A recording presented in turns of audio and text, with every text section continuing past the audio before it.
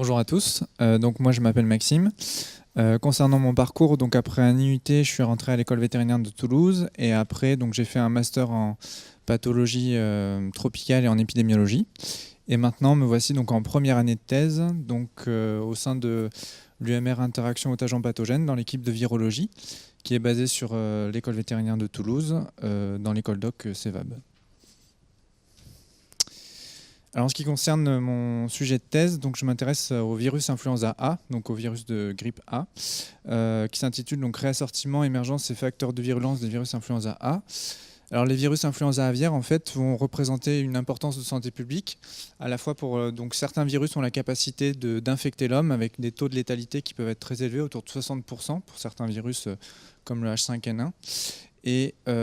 si ces virus acquièrent la capacité à se transmettre au sein des populations humaines, on se retrouve sur des situations de pandémie dont les conséquences en termes de santé publique sont considérables.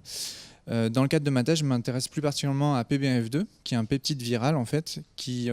a été peu étudié jusqu'à maintenant, puisqu'il est accessoire, le virus n'en a pas besoin pour se répliquer, mais on sait que ce peptide viral est un marqueur d'adaptation à l'homme et qu'il est aussi impliqué dans la virulence du virus chez l'homme. Donc par exemple, on sait que les virus qui sont isolés sur les oiseaux présentent généralement un PBF2 qui est complet et qui est source de virulence chez l'homme dans le cadre de zoonoses, alors que les virus qui circulent chez les mammifères ont une PBF2 qui est non fonctionnelle ou complète avec des mutations qui sont spécifiques retrouvées chez les mammifères. Donc l'objectif de ma thèse, c'est par bioinformatique d'identifier des mutations spécifiques d'adaptation entre aviaires et mammifères, et ensuite, à partir de génétique inverse, de produire des virus H5N8 pour certaines mutations et de caractériser ces mutations en in vitro et en in vivo, de façon à pouvoir identifier des souches à risque après qui circulent sur le terrain. Je vous remercie de votre attention.